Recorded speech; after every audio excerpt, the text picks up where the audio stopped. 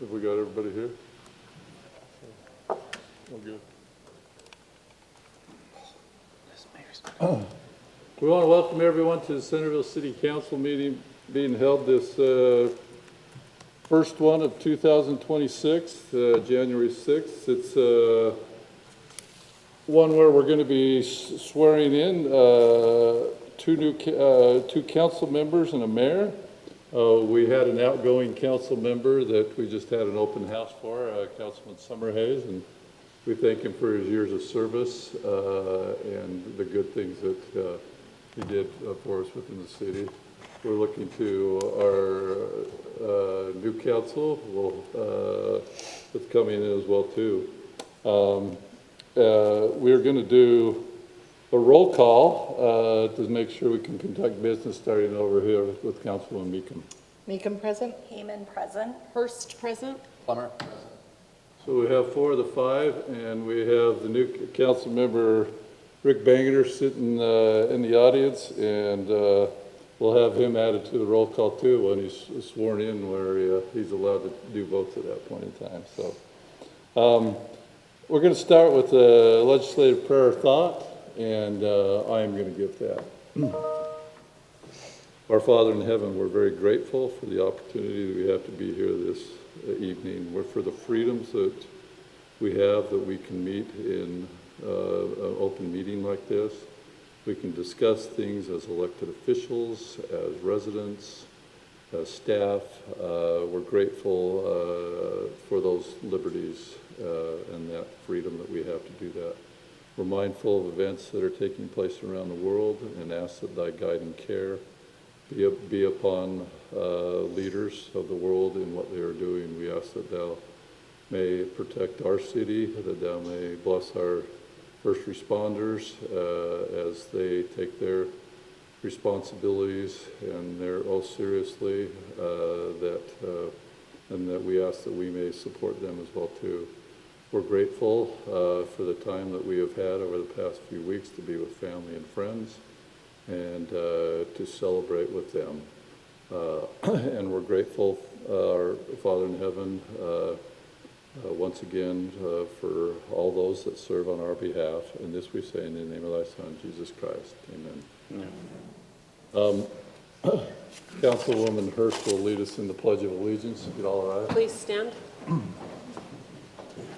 I pledge allegiance to the flag of the United States of America and to the republic for which it stands, one nation under God, indivisible, with liberty and justice for all.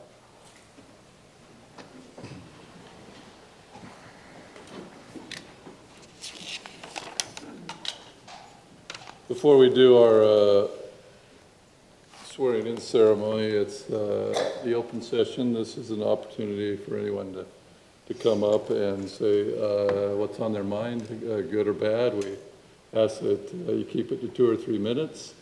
This is a privilege that we as a council and staff like to give people to do. As I've gone to meetings, since I have more of you here tonight, you get to hear from me a little bit.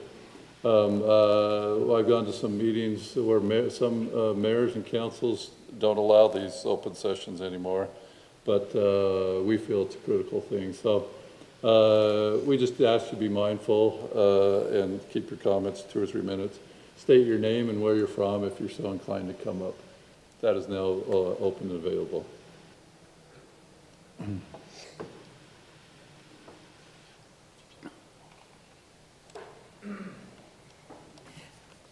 Hi, Council. I'm Heather Taylor, and I'm from Centerville, and I'm here representing the tree board. Sorry, I feel like I'm slowing down the party, the celebration, interrupting Councilmember Bangeter. We're excited to have you here. I just wanted to, I know that it is not on the agenda tonight to talk about the general plan, but I had heard that maybe it was going to be on the agenda and I might not be able to come to your next meeting or so. So I wanted to come and speak at this point anyway. The tree board and I have talked, and we've also spoken with Mr. Eggett, and we have some plans in place where we think we could be useful to the council. or the general plan going forward. Some things like bringing you perhaps an administrative guide that as any future building project happens, you could refer to the administrative guide from the tree board. Maybe it would recommend certain types of plants and trees for the west side versus on the east side, things like that. But we really felt as a team that we wanted to get a little bit more in on the actual general plan. And so we're going to email those to everybody and email them to Mike. I have them here. If it's appropriate for me to hand them out, I can. Okay, and these are the smallest ways that we felt like you could add trees. If you do like a find and search on the general plan, I think trees comes up 6 times total, and not one of them is all that exciting. And so we'd love to have something a little more intentional from this city. I mean, this city has been we've been a Tree City USA city, which comes with expectations and work that we have to do for 32 years. This is a city that has proven that we care about trees, and so we really want to make sure that that gets implemented into this plan, which we know is going to be something that everyone's going to look at. And I know that the general plan is general for a reason, but we still feel like there's some room there to just create a value statement from the city that says we care about trees and we care about the canopy or the environmental impact of trees or something like that. So what I'll hand you is 2 super small little suggestions that you could add to one of those 10 goals. One was for goal 3, one was for goal 10, that we think would not make it hard to fit within the neat little 10 goals that you have. But I will let you know that we are also hoping to add an actual paragraph of our own, just somewhere in that plan that says, this city cares about trees, cares about expanding tree canopies when possible, protecting them where we have them, etc. So when I hand this out to you, you'll see it's quite small what I'm adding here on goal 3. It just looks light because on my font at home it's red.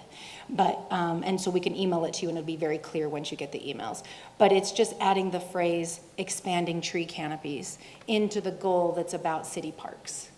Or on goal 10, it's adding a sentence about strengthening and expanding its urban tree canopy to enhance community well-being, climate resilience, and small town atmosphere into the goal that's about conservation and environmental stewardship. And then if, in addition to that, we can get a little standalone paragraph, we'd love to get that. That would be our full wish. Okay, thank you so much. Do you have any feedback for me before I just hand these? Are you sure? Just Thank hand you. them out. Yeah. Thanks, guys. Thank you, Heather. One thing about Heather is I talked with her yesterday and I said, get me what you're talking about, and she gets right on it. We appreciate her as a chair, and I had a chance to talk with all of our chairs yesterday of our various committees, and they were all excited and thrilled about what they're doing, so we appreciate that input that the volunteers give that are on our committees. Anybody else for the open session? If not, then we'll move on from the open session and we'll go to the swearing-in ceremony. This, as I said at the start of the meeting, there's this swearing-in of re-elected Mayor Clark Wilkinson, re-elected Councilmember Gina Hurst, and newly elected Councilmember Rick Bengeter. And some of you may have family and friends here, so I am inclined, excuse me, to let you take pictures as well too, with your family and friends if you want to, with the swearing-in ceremony as well too, after the swearing-in ceremony. So, we're doing it one by one or all three together? We can do it all together. Okay, should we get us down here on the floor? Yeah. Okay.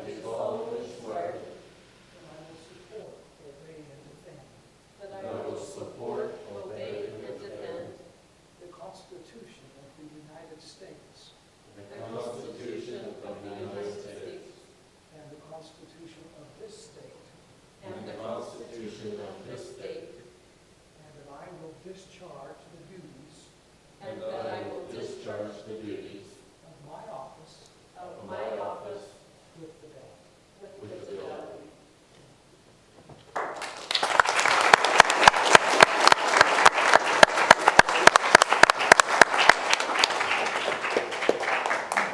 Banger family, anybody want to come up, get pictures with them? Then we'll have the Hurst family come up and we'll, well, I'm signing it.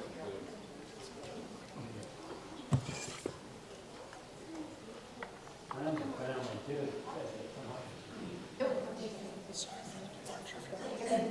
Do you do all? Just take a picture. This one.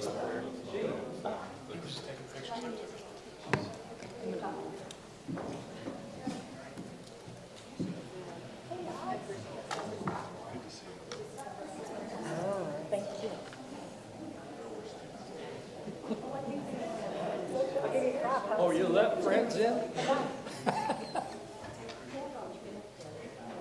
Sarah, easy. Where you going, Brian? Come on. Yeah, I need everyone to double up so we can scrunch so I can get you without that. Tuck's behind me.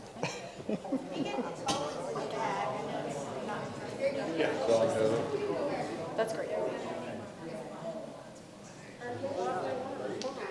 I'm gonna put him on. Pull him in. Yep. That looks good. Just wait a little. Not together. Slide in, got a big gap.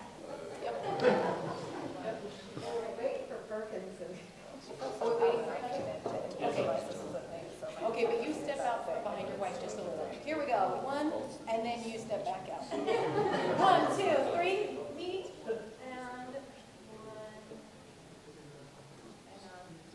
1, 2, 3. Cheese, and hold it for this one.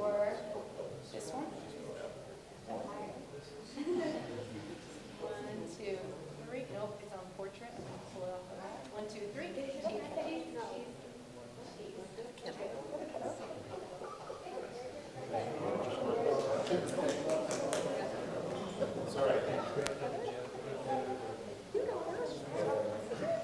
Hurst, you want to get some pictures? Let's see, I guess I better come with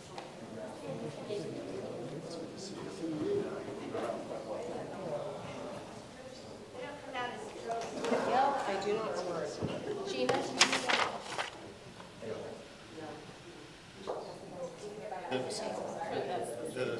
Sir? Thanks. All right, Matthew, come here.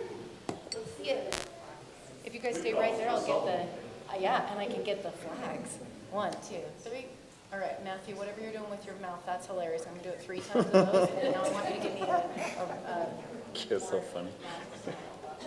that's it. I like it. 1, 2, 3. Okay, and then tip your head up a little bit. Yeah, 1, 2, 3. Good job. Matthew, you're funny. My favorite. Whatever you're doing with your mouth.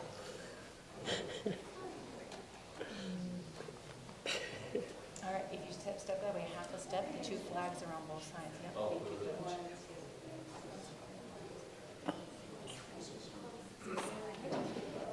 Thank you. Oh, I overdid it on purpose, I guess. Okay, let me just make sure I got this one without just right hands. So. Yeah, the light is terrible. Tip your head up a little, Mayor, but not as much as your wife.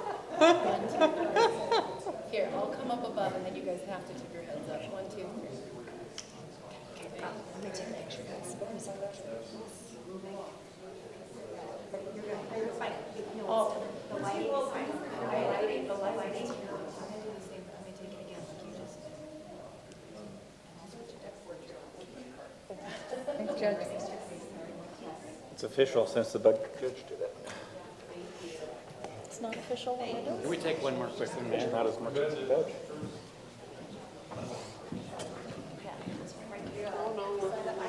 Gotta get out of the picture. Oh. We're not quite there yet. I told Gina the same thing.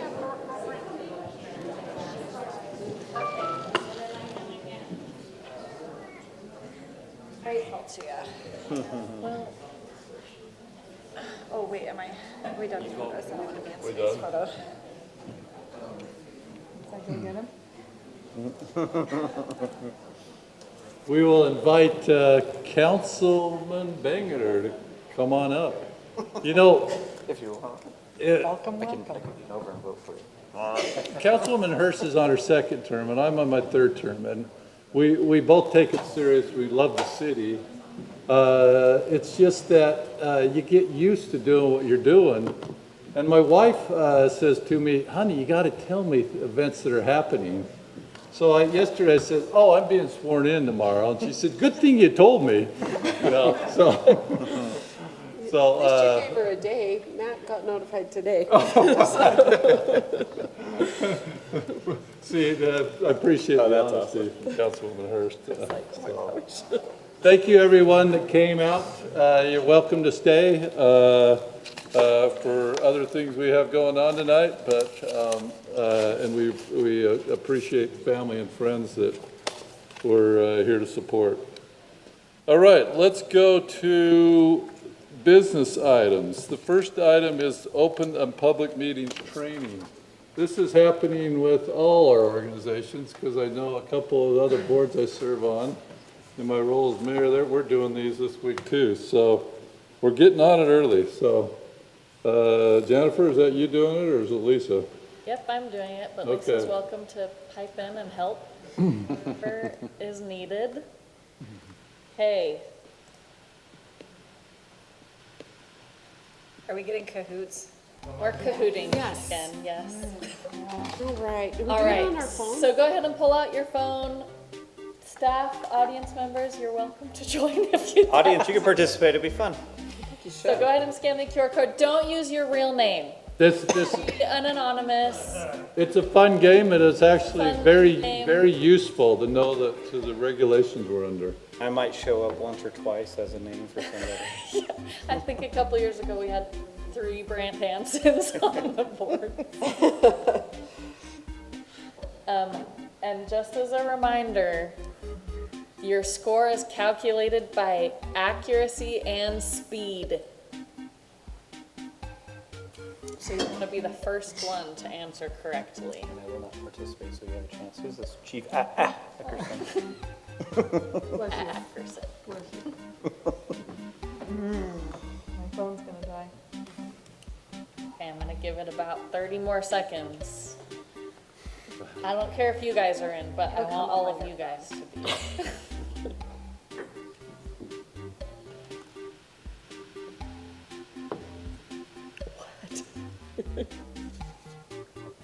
Are any council members not in yet? I think Are I we all in? just did.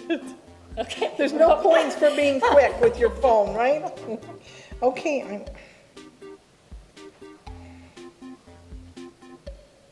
Well, why me?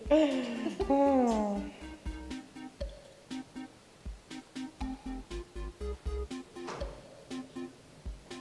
I was in there, I'm not. Yeah, we have to be unless we don't meet the requirements.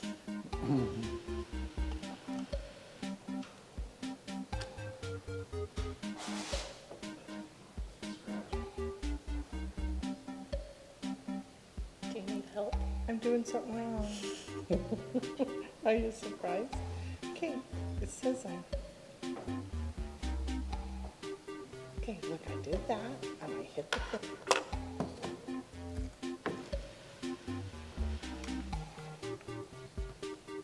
I already touched it. So you're going to see questions while they're working on that relate In to there. these meetings we have as far as what our requirements are by law of certain things we do in this meeting. This won't be all inclusive, but there'll be some really good questions, and it's a great reminder, required by state law to do this every year, not only for city council, but other boards that we sit on, obviously related to sewer It board, wasn't me, it just. Wasatch Integrated Waste Management, Fire Board, all of those things have to have the same requirement. So, Okay, Very I get good. 3 points for being the last one in. And now we know who your username is. Now we're all in? Okay, I'm starting. Okay. OPMA training.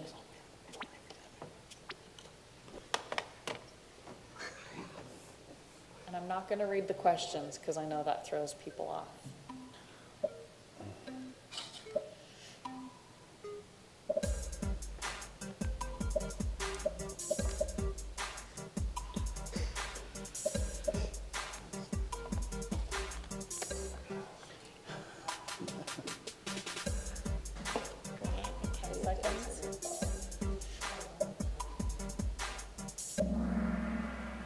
Okay, pretty good.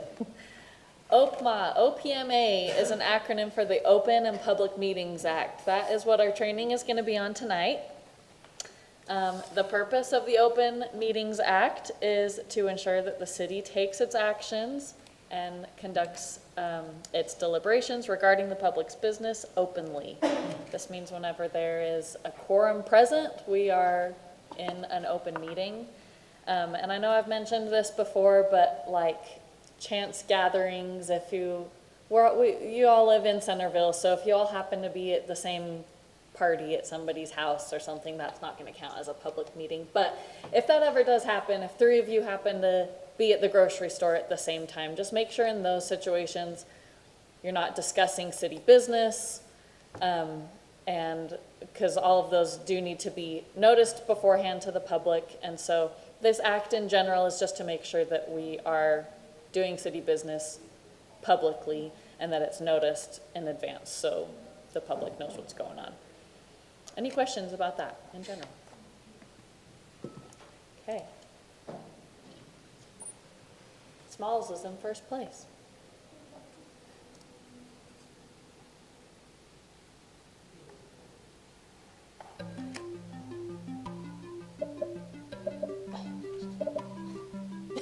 I was trying to go fast. I know. Boy, you guys are the gym now.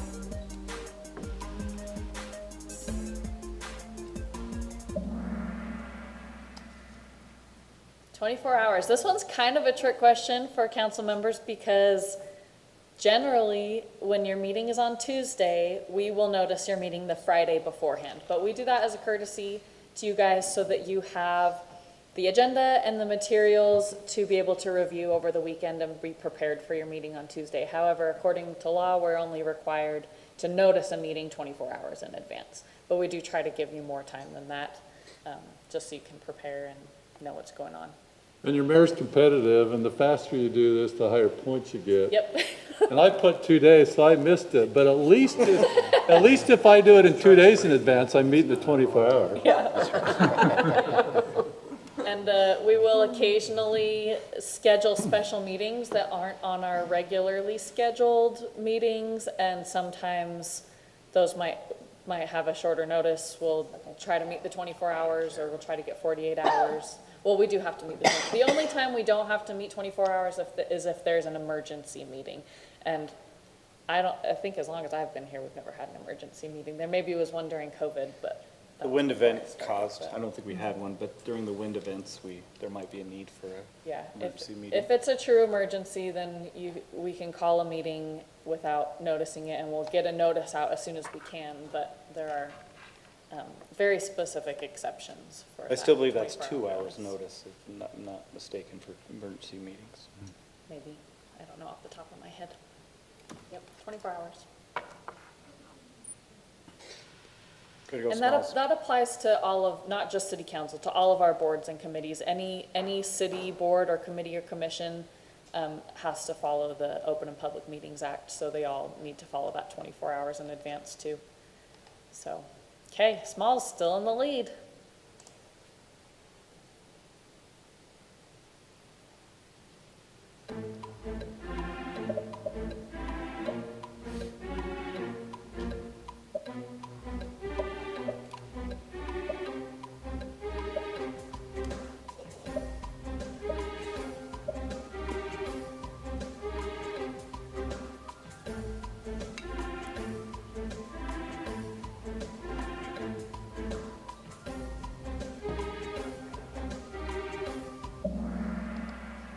That was almost perfect, yes.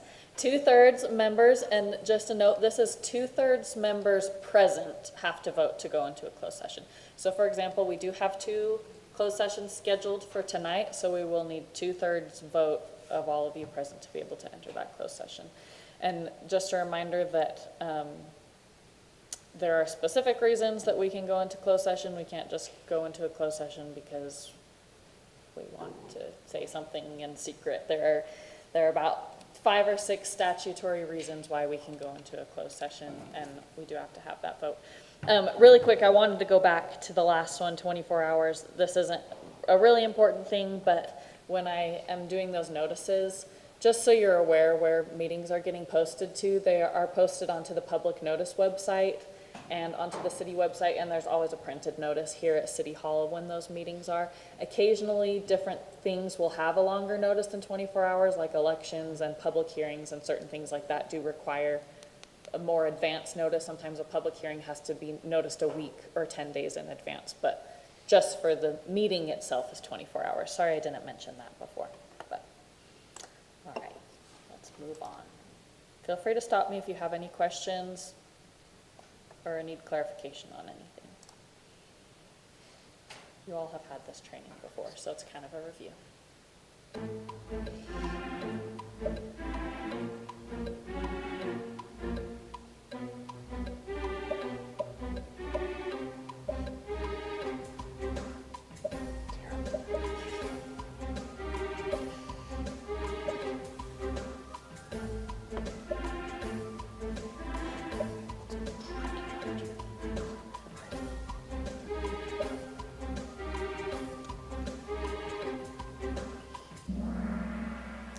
Okay, you almost thought this was a trick one too. Which of the following is not a reason to enter a closed session? And all 3 of these ones listed are reasons to enter a closed session. So the correct answer is none of the above. Pending or reasonably imminent litigation, character, competence, physical or mental health of an individual, and the deployment of security personnel, devices, or systems. Those are all valid and legal reasons to enter into a closed session. And another one is the sale of real property. Correct. For the record, that is like a tricky way to word that. Like I know, I'm sorry. Don't worry, I gave her the eye roll. I have to try to trip you up somehow. It is. It was a double negative. My brain was like, wait a second. I know. I feel like you've caught us on that one before. I have, and I have it, it's the same one as last year, so you just have to remember. Oh, you got Smalls. Oh, no, Smalls got Nar. tripped up. Just pulled into the lead, but closely followed by Smalls.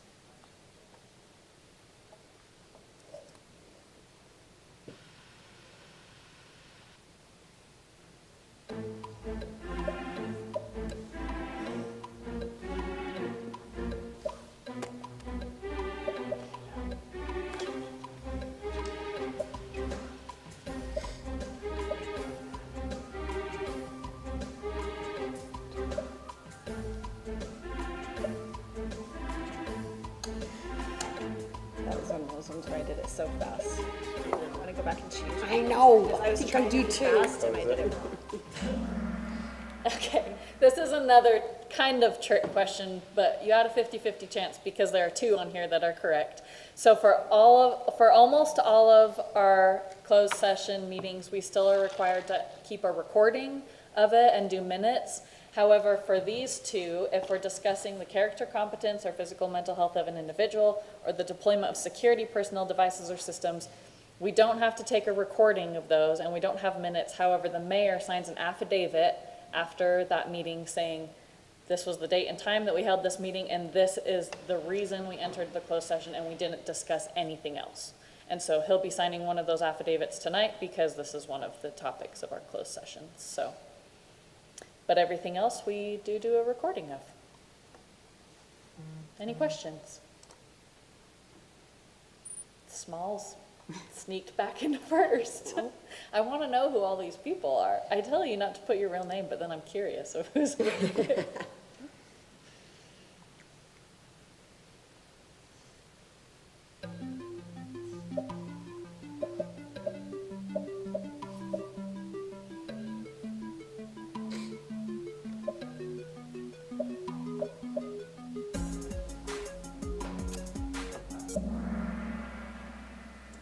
Minutes are the official record of a meeting, and we are required to retain them permanently.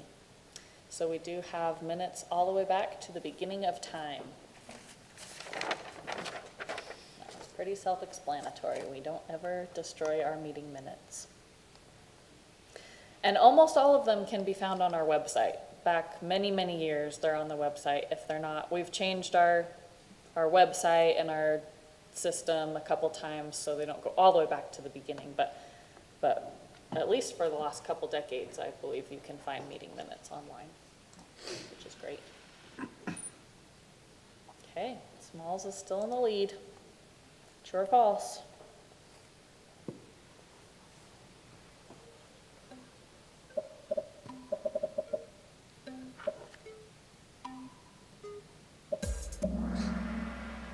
False. City council members may not text and email each other while a meeting is convened. Going back to the purpose of the Open and Public Meetings Act, it's to have our discussions and our deliberations in the public, and if you're texting each other and emailing each other, that is not public. Our public that's listening or attending are not able to see that, so that's definitely not allowed. We also, just in general, even if we're not in a meeting, we want to avoid creating a meeting on email even throughout the week. You know, you don't want to be sending emails and texts to each other throughout the week when we're not in a meeting, because that kind of creates an electronic meeting. And again, that's not public. That's against the purpose of the Open and Public Meetings Act. So just keep that in mind, that if there's something that needs to be said, wait until we're in a public meeting to say it. So. And as staff, we will sometimes send something to the entire council so that you all get it at the same time. But on those, if, you know, just don't hit reply to all if you have questions on those kinds of things. Particularly if you get an email from me, then you can always just pick up the phone and give me a call if you have questions. And maybe this is a good time to mention this new statute here as well. Yes, so this is new. So I was just going through any recent updates to the Open Meetings Act, and there's a new section 208, and it says, individuals constituting a quorum of a public body may not act together outside a meeting in a concerted and deliberate way to predetermine an action to be taken by the public body at a meeting on a relevant matter. I think what they're trying to get at here is, you know, talking amongst yourselves before the meeting. How are you going to vote, or what are you going to do? And, you know, again, the intent is that that deliberation, not just your decisions need to be open, but even the deliberation, so that the public can hear why and how you made that decision. So I think it's interesting in a, you know, concerted and deliberate way to for a predetermined action. So Lisa, which number is that again? Did you say 208? 52-4-208, predetermining public body action is prohibited. So Is that, okay, so what's in the packet is chance or social meetings. Have we got the right? What's in the packet may be outdated. It says 52-4-208, correct? And it says chance or social meetings, so maybe yeah, so you mind they've sending updated us that the one. updated? I think Okay. I just attached the old statute. Yeah. I forgot to update it for this meeting. That's so that's really my- that's my bad. I just, when she said that, I was like, oh, I want to make sure that I understand that. I wanted to read it one more time, so if you don't mind sending it, that'd be great. But I do think that chance meeting is still applicable, so it's interesting Sure. they replaced that. Sure. Yeah. I mean, same thing, even if it's a chance meeting, in that situation, you shouldn't be deliberating and trying to determine. Right. Way I another just think council the member's language vote. is stronger, what Yeah, I Lisa just agree. read, so. I agree. Yeah, Yes, I think agree, it the is sort of covered. action is, you know, that's saying don't, you know, try to lobby each other or say, oh yeah, this is the direction I'm going. So, I think sometimes it appears that the council has, you know, from the public's perspective, which is why sometimes it's nice to verbalize why you're making this decision rather than just coming and making the decision, particularly on items where we have the public hearing.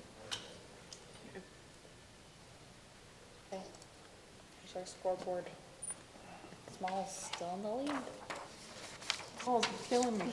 Yeah. True or false?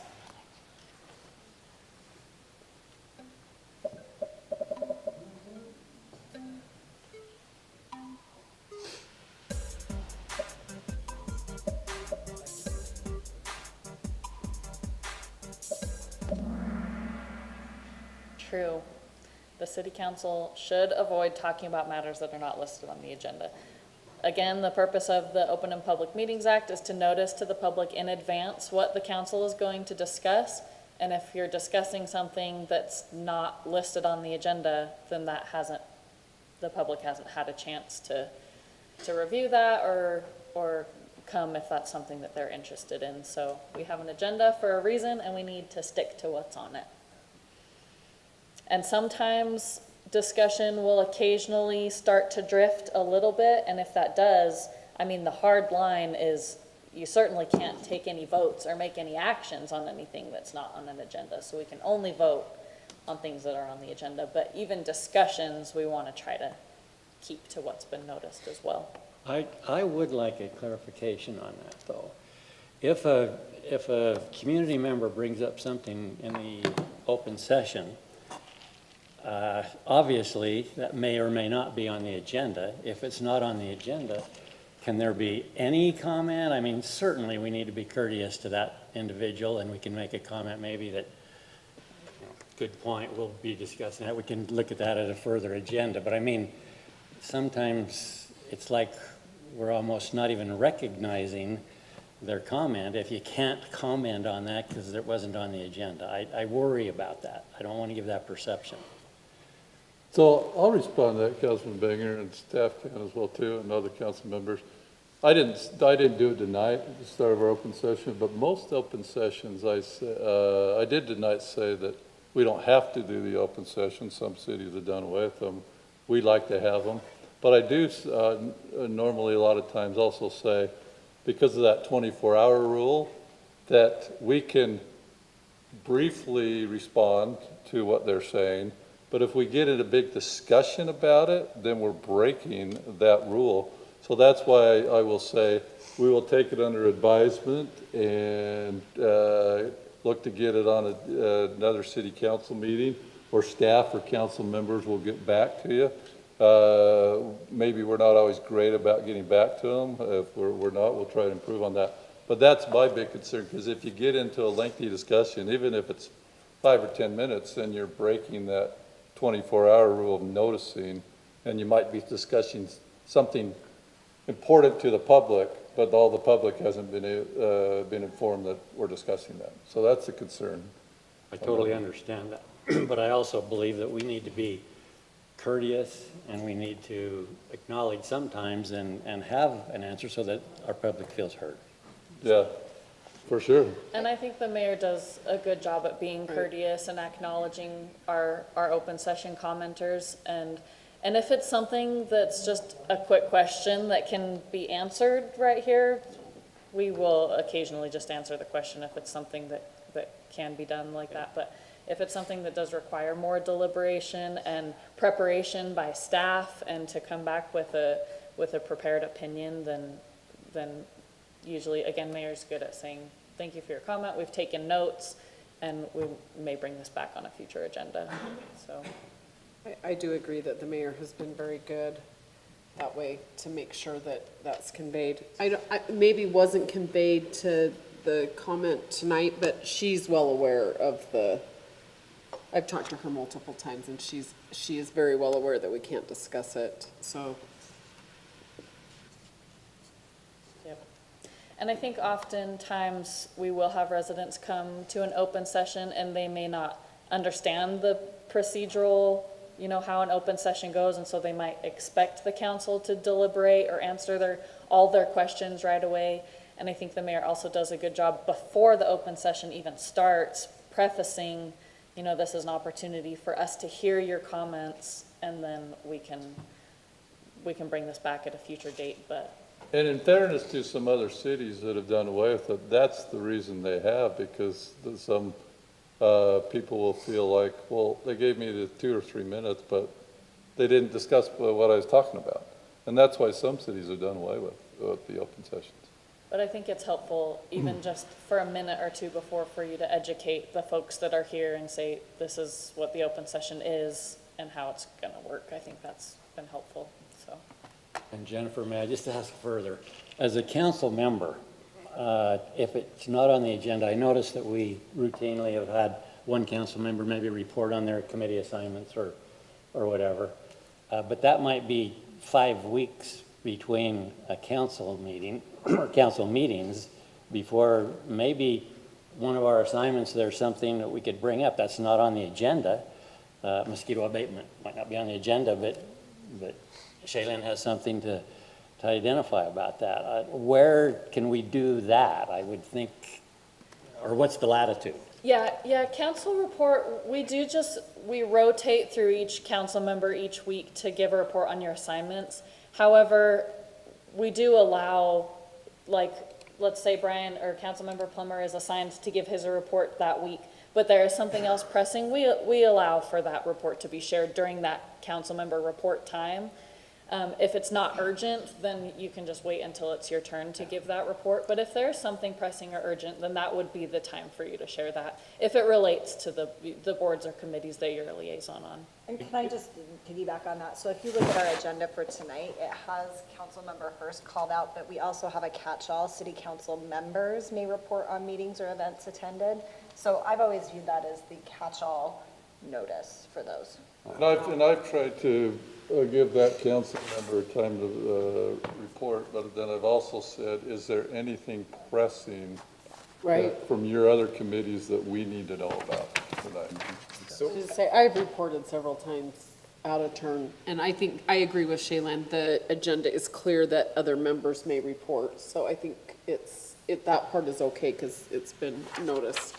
So action can't be taken still on those items that's not noticed. However, direction could be given to staff to say, we would like you to look into this, and that's about as far as you can go, and we would bring it back as an agenda item, but staff would have the opportunity to review what's being asked and come prepared at the next council meeting, so. Okay, well, that's great. There is some latitude, though, for things that aren't exactly identified on the agenda. Okay. Yeah, like I can remember one particular, I think Councilmember Summerhead said, hey, at the rec board, we're gonna have to do something in the city council meeting about the proposed tax increase at the rec board, so we need to get that on a future calendar, you know? So, Yeah. and it wasn't his time to report that week. But just keep in mind, those reports are informational and educational only. We're not taking any action during that time. So it gets really, if council starts deliberating on it and asking questions, then it's starting to turn into discussion. We need to be careful about that. And so Lisa and I, or even the mayor might step in and say, no, we got to either get back on track or move on from the topic. Okay, good questions. Smalls is still in the lead. You're killing me, Smalls. Now I feel competitive that I should have played this time.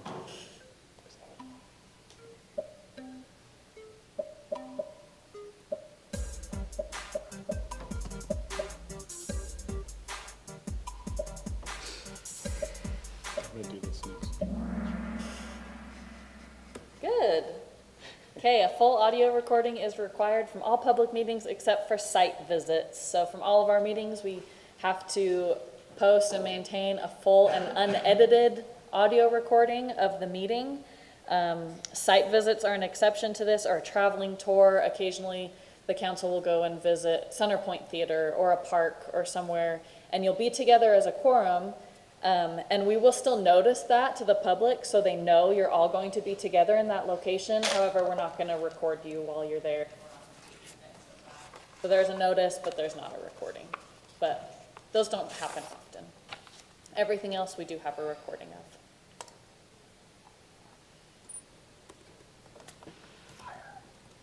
Okay.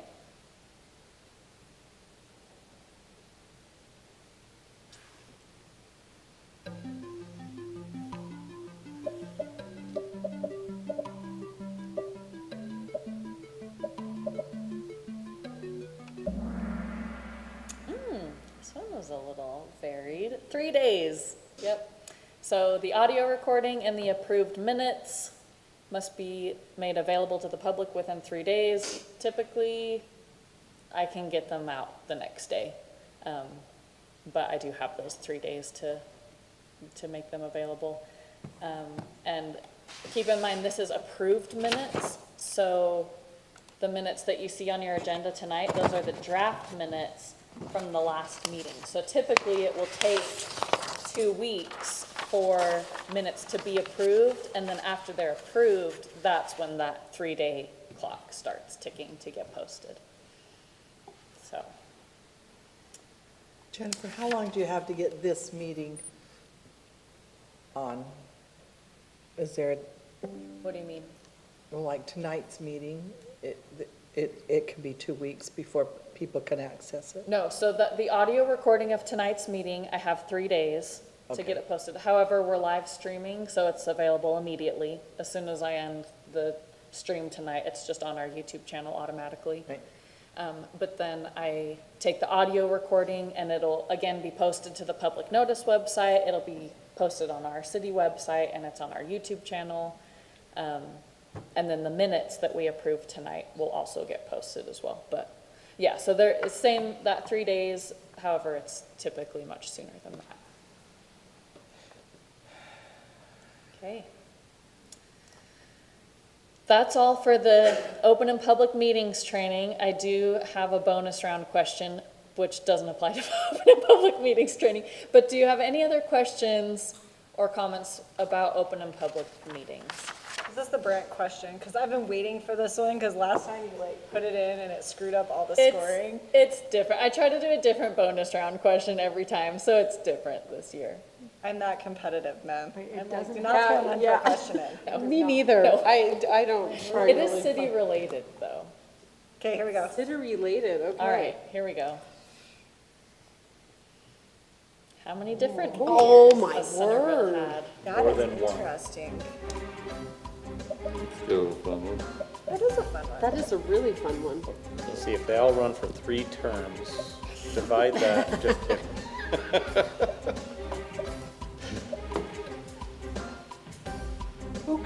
Who can name the most mayors? Go in the middle somewhere. Ooh, that's a Look good at- one. They're the winner, the one that can name the Okay, most only mayors. 3 of you got this correct. I'm assuming everyone guessed on this question. Totally guessed. We have had 23 different mayors. There have been several mayors through history that have served multiple terms. Fun fact, Mayor Wilkinson is our first mayor to serve 3 consecutive terms. So, Cool.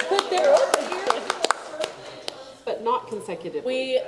there's one mayor, very, very early on, I think he was the first mayor, served 2 terms, and then there was another mayor, and then that mayor came back and served, and then there was another couple mayors, and then he came back again and served a 4th term, but it was only like a year. Okay. And that was like back in. like, 4 the terms is the that goal, was like Mayor. back in You the heard it. 20s, so Impressive. who knows That's what I if the heard, term right? limit. Hey, you saw what happened to Kansas City Chiefs. Dynasty's in, man. And it's a disaster when they go down. Yes, so 23 unique mayors for Centerville, and still going strong. So thank you all for participating. I Oh, hope don't show that- the results. Let's like not show the results. No, you need to show, I do. we all are And if- dying. If whoever wins would like to reveal themselves, you're welcome to. But I just hope that throughout this year, we can just remember to practice and implement the Open and Public Meetings Act, try to be honest and fair in your dealings and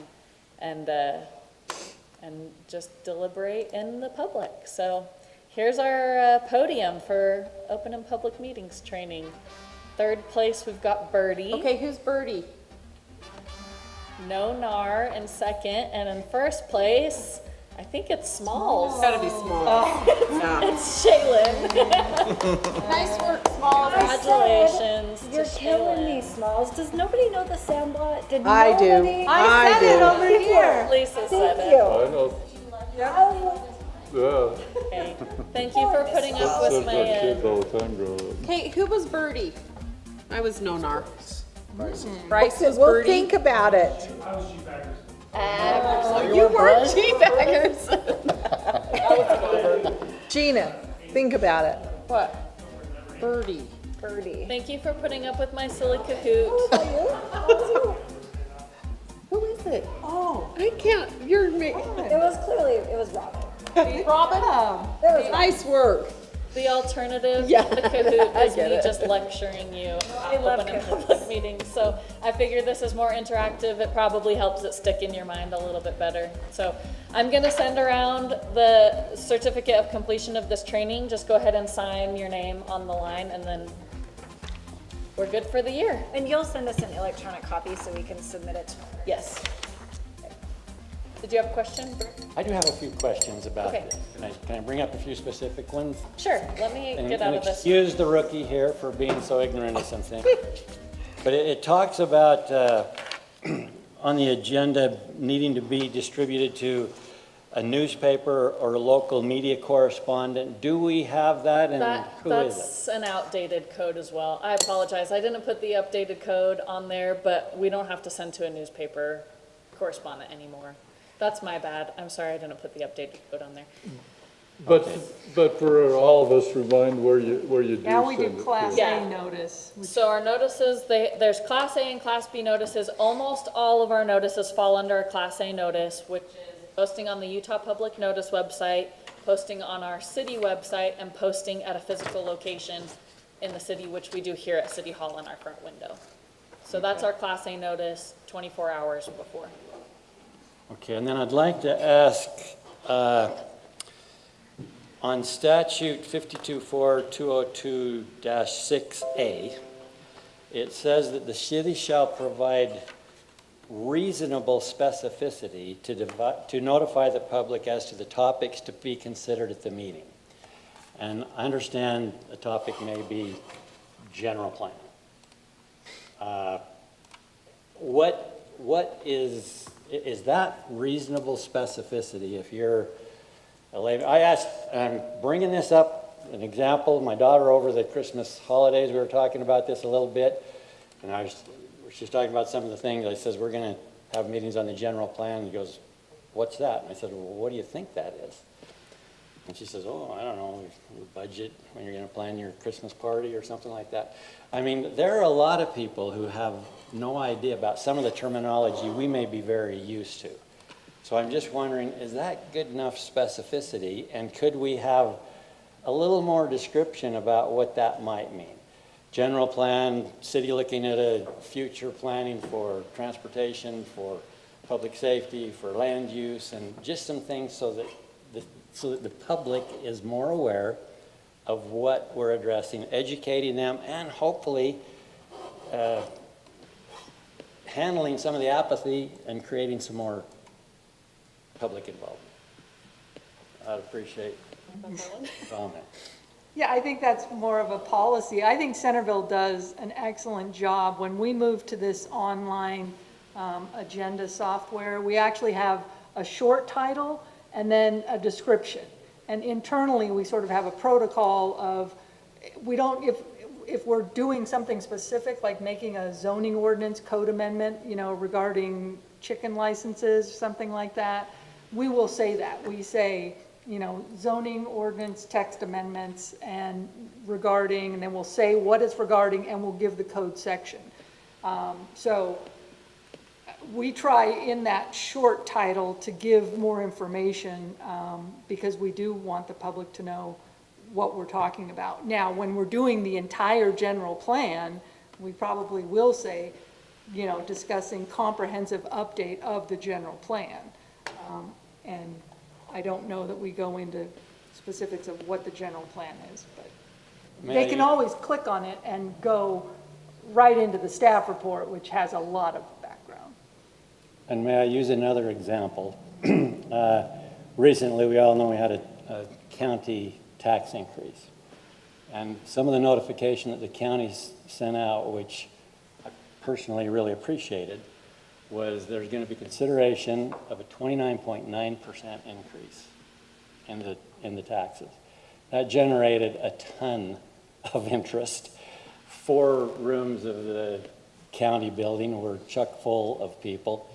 That's a lot different than saying we're going to have a meeting and consider tax increases. In our city, we had meetings with the storm drain issue. You all know we had some challenges with that.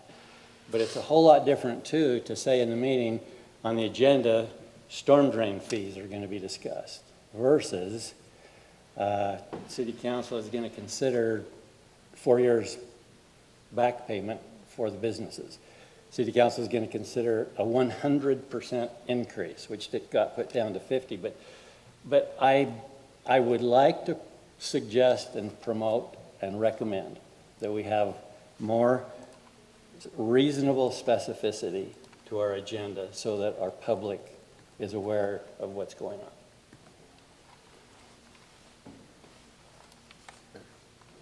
Is it, I'm not disagreeing with you, I'm just wondering if, I mean, it's in the packet, like, when we've done a tax increase or anything of that type, it's pretty, and staff usually prepares a report that is like about a page, so it's not super long, sometimes it's a paragraph. And I feel like that is really helpful in understanding what it is that, are you wanting something on this, I'm trying to understand where you want it. Do you want it on the agenda? Because I feel like if you get the agenda too long, people aren't gonna look at that either. And so I actually really like the way that staff has done it, that we have that one-page report, because it kind of gives you a quick overview without having to read a lot of stuff. But I'm worried if you get this agenda too long, it's already 2 pages tonight, and this is a really short agenda. So where are you wanting it, I would I say guess? this, okay? We, as council members, have an opportunity to pull up either what's sent to us or what's sent to the public, which is, I always try and go off what the public's seeing. So for tonight's meeting, I'm looking at public, and I have the agenda, but then all that detail, Rick, that you're looking for, Councilman Banger, excuse me, there's more detail below the agenda that the public can see as well, too. I'm fully aware of that. Yeah, But the so- staff reports and things are deeper to dig into.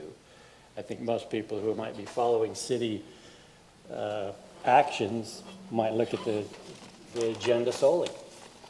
And they're not going to dig deeply into 4 and 5 page staff report on that agenda item. But it's I agree, seemingly in a few. but if we add info to this agenda, you're gonna have a 4 or 5 page agenda. Is that what you're? No, I don't believe that's right, Gina. I think that a few more words describing, what might, and especially when we know there might be significant public interest in something, that's. Can we just send it to you? We're junkies, and so, other than a couple people that watch city council online, and I think there are some that do, but I think we do a really good job, and I'm thinking of like the city council recordings are on YouTube.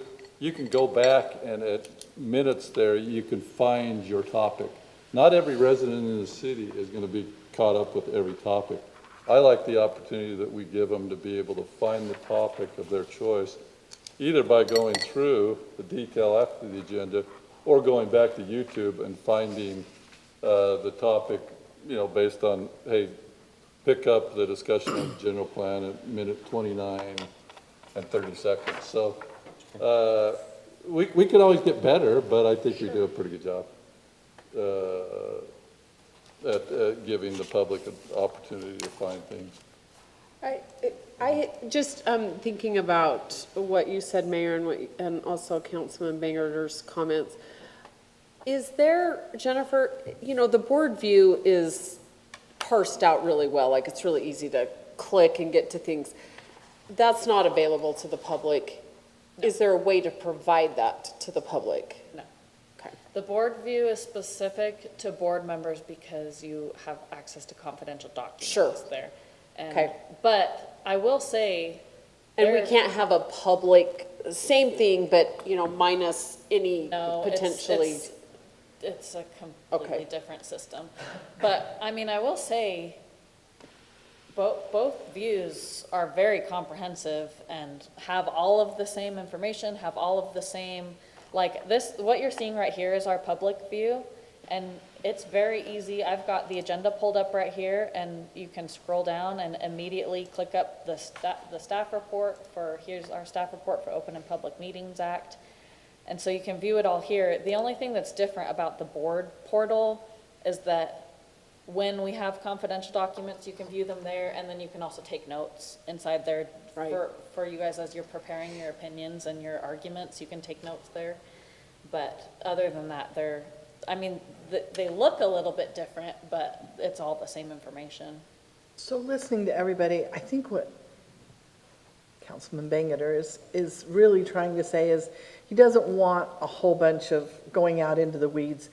And maybe we just need to be a little more aware of that. If we're raising taxes, instead of saying we're going to talk about raising taxes, if we know the percentage we're thinking about, we say we're looking at raising taxes 4%, or, we're looking at drainage fees going back 4 years. I don't think we need to put a paragraph there. I think he's just asking for 3 or 4 extra words at the end, especially if it's something financially going to affect people, or if we're changing an ordinance that could affect people's property. I think it's just things that are super going to affect people, if I understand, and just 3 or 4 words.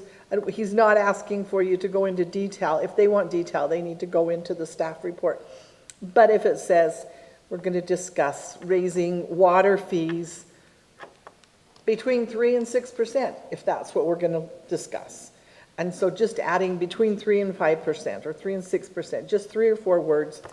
And I can understand where that might give people a little more of an information. Okay, so I appreciate that. Yeah, for sure. I mean, we can, when we're talking about those types of increases, if we want to just be a little bit more involved, Right. we are, engaging and make sure we have the information there. That's not a problem. For sure, we can do that. I did ask Jennifer just to pull up, Councilmember Bangeter, I totally get your point. I actually, in a former city in Ephraim, it was a very similar format. I asked Jennifer just to pull up our 2 neighboring cities of Bountiful. This is what you get on your screen, what Bountiful puts on their agenda. It's just a line. There is no description. When I arrived in Ephraim, it was a very similar, and that's where I put descriptions in Ephraim. It's a very long description, similar to what we do now, just to give a little bit more effort or knowledge. You could see, what was the item on here? 10, consider approval of ordinance approving Utah State urban wildland urban interface. We would have a little 1 or 2 sentences underneath that, helping you understand where it's found and why we're doing it. Farmington, if you go to the next one, kind of the same thing, right? It's very simple. I like that we have a little bit of a description, but many cities have this format where it's just this is the title, and that's all you see on the agenda. We go into a little bit more detail. But to your point, when we're talking about potential increases in public hearings, I think we do a good job. Could we do better? Sure, we'll look for opportunities to do better. Absolutely. And please understand, I think staff and council has done a tremendous job in so many ways. I'm going to make a few suggestions through the next 4 years, and they're suggestions, they're tweaks, there's no big issue. Please understand that. We want to be able to respectfully have input and give room for discussions and maybe make some improvement if it's appropriate. And thank you, Sister, And I encourage, Councilwoman Macomb, for I encourage that clarifying. as well too. And I appreciate Brant pulling up these other cities. I'll talk to other mayors as well too, how they're doing their agendas, and maybe even get copies from them. I think on big issues especially, good details is important, is better than less. All right, any other things before we move on? I want to thank Jennifer for putting this together. Jennifer is a very experienced recorder now, and I rely on her to help remind me about deadlines, and these are the kind of things that she does for us in her role that keeps us being compliant and staying within the law. So thanks, Jennifer, and thanks for making it enjoyable for us as well too. I'm glad there's only a couple times a year I have to speak during meetings, and this is one of them. That's Now true. it's over with, That's really true. Yeah. All right, let's go to the minutes. This is minutes of prior meetings. This is the minutes of December 16th, 2025 work session and December 16th, 2025 city council minutes.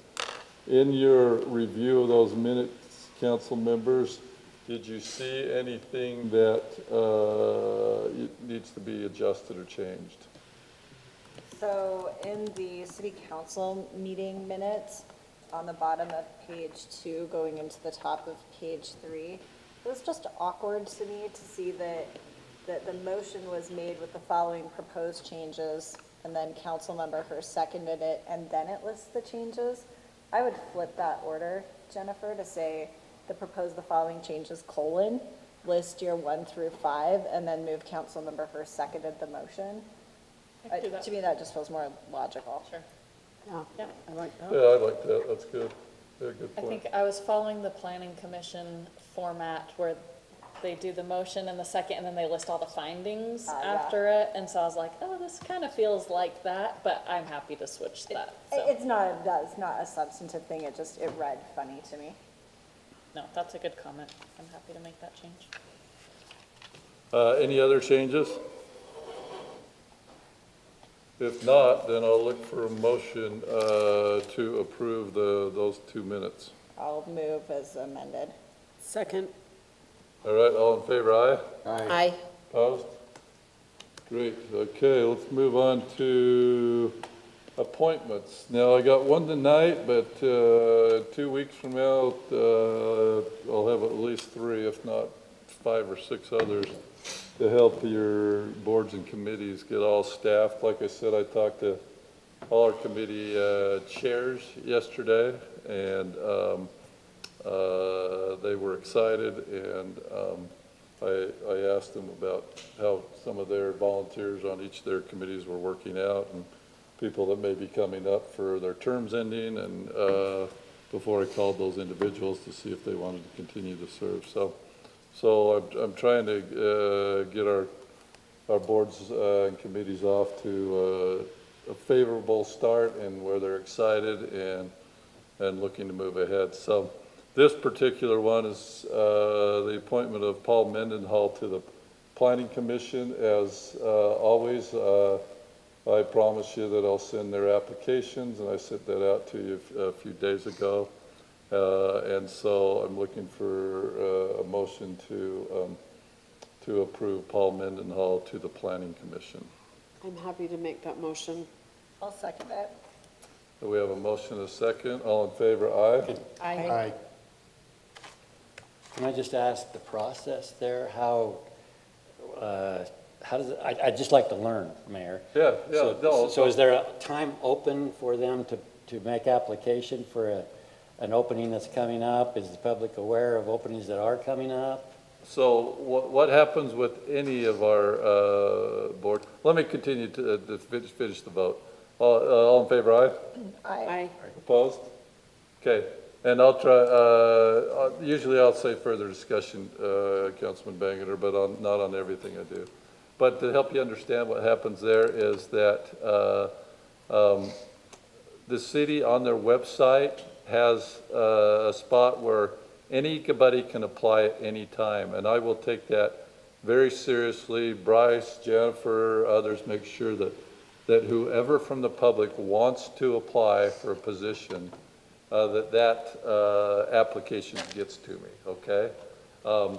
And wherever possible, I always personally interview those individuals in person generally.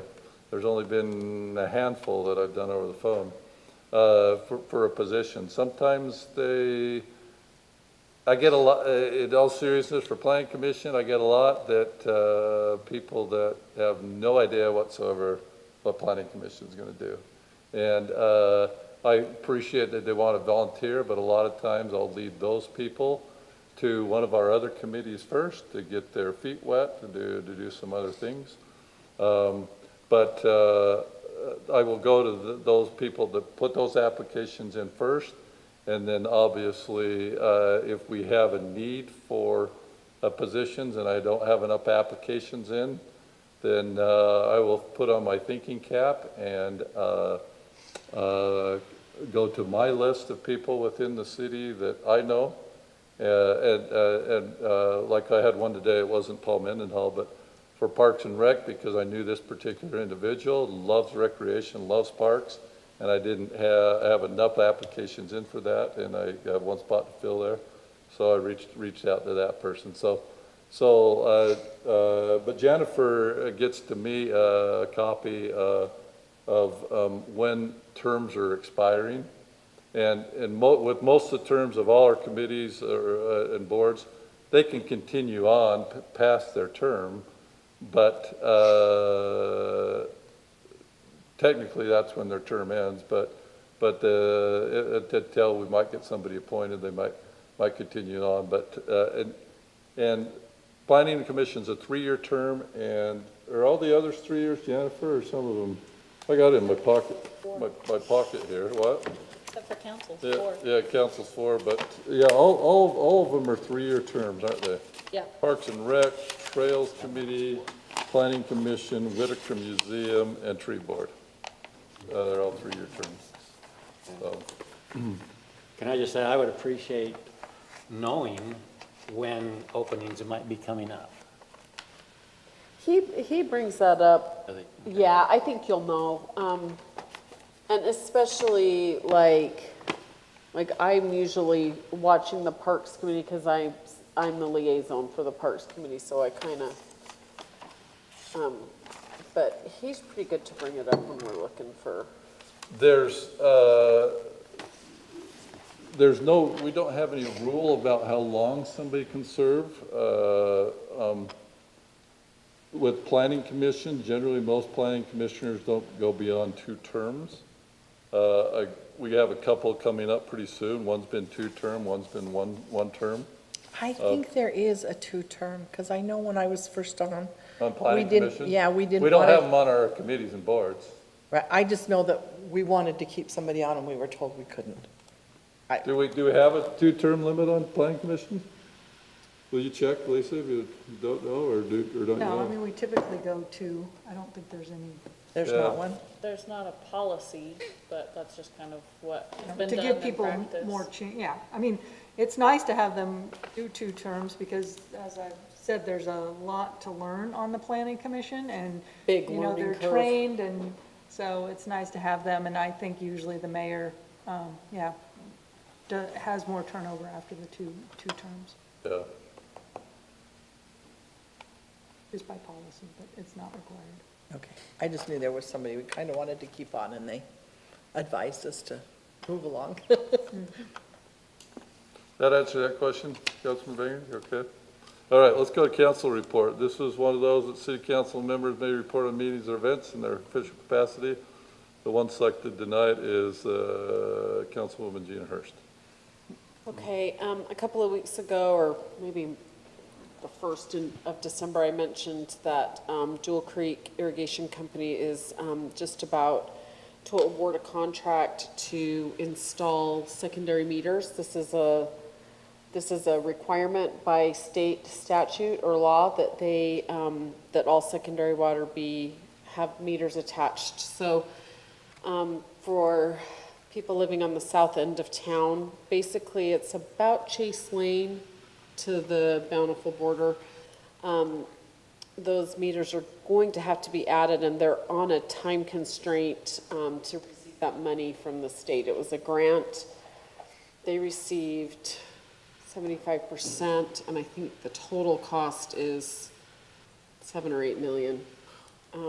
So that's, And this is ARPA money, just so your It is information. ARPA From the money. state, it's ARPA state money is what's funding the grant. the state is requiring, I don't know if everything has to be installed by October, but money has to be spent by October, so I'm assuming that, And Councilmember Banger, just ARPA is the COVID money, the first round of COVID funds from the federal government. Sorry, I just had to. well, I better I'm explain that so real glad quick. you brought that up, because. That's yeah. the first round. Sorry, there's a lot of background to that one. I should have backed up a little further. you're So, anyway, that's going to be happening over the next several months. I'm sure that we're going to have residents asking questions, and so just making you aware when they I'll bring you more details as soon as they award the contract and we have a little Are more. they planning on doing them all? Yes, yes, they have to. And probably the critical piece here is using the ARPA money before it goes back to the state and then eventually back to the federal government if it's not spent, so. Gina, with regard to that, are they looking at using their own staff to install meters, or are they looking at? No, getting a contract to they're, bid and- yes, they're working on getting a contract. I'm sure they'll be involved heavily, but it is gonna require, a contractor to do it. So anyway, just so you know, that's gonna be coming and it'll impact basically this half of Centerville. So, Parks and Rec Committee, they are working on, components for their plan, their master plan for the next several years. And, we've had a very engaged committee on that. I'm really impressed with, their efforts as a voluntary committee. They've gone out of their way to really, get this document put together, and I'm excited to see where that goes, but they're still working on that, and that'll be something that we can attach to the general plan to help kind of show what the priorities are for parks in the next several years. Other than that, sewer district, sewer plant's still under construction. Lots of changes out there. I think it'd be really fun for us to go out and have a field trip if you guys are interested. It's very interesting how they're upgrading the sewer plant. And there are 2 sewer plants in the South Davis Sewer District. This is the north plant. So, I think we should do an on-site visit if people aren't getting out there by themselves, because, okay, I'd be happy to line that up. We probably want to wait till it's a little warmer outside. yeah, But because I haven't been over in a bit, Yeah. so it'd be good for me. it's pretty A lot of times fascinating. I'll reach out and do those on my own, but I think Yeah. that's what you're offering, that, see, everybody's seeing it, it'd be Yeah, nice. the general manager is always happy to come and report if you'd like to have him come and do that, and maybe just show some pictures if that's easier, whatever you'd like there, but there's lots of changes happening on that. I think for each one of your committees, it's great to have an annual from the mosquito abatement, maybe just coming in, just so we have that relationship, not just you, but the council Okay. or sewer district. Any of these committees might be good. Okay. Especially the outside special service districts, not necessarily the Parks and Rec Committee coming present, those are separate, but the outside special service districts, it'd be great to have that relationship Okay. with them. If And you so can- our residents can hear Okay. about the updates. Absolutely. If you can advise me and the mayor, if you can let me know when you want that, I'm sure that Matt Myers will be happy to come anytime. You tell us when you want to put it on, and we'll put it All on the right, presentation. I'll ask him. Great, Okay. thank you. Anything else, Councilwoman Hirsch? The only other thing is we're gonna be starting LPC next week, We are. which LPC is the Legislative Policy Committee for the Utah League of Cities and Towns. And they meet through the legislative session on Mondays at noon. So, And the voting members are you, the mayor, and Brent? yes. Yes, but since we've led into that, that was one of my items on the mayor report. Before I go to that, anybody have anything pressing on their boards, committees that they're over, that we need to know about? Then I'll go to that LPC. I would encourage, and you've always all been welcomed to listen into the LPC meetings, and I would encourage you to, but we are given 3 votes. I think, is it given by city size, Brent? Is that how they do it? No, everybody has 3 votes Does in the everybody have LPC. 3? Voting members, it's the size that changes how many votes when we vote on the business items. So Yeah. West Valley obviously has more votes at that level, but representatives, we have 3, all have 3. Yeah, and so most of those votes will take place during the legislative session, but LPC, when the session's out, is held monthly or every couple months. But just for your purposes, so you know if you want to listen in by Zoom, is the first meeting is being held next Monday.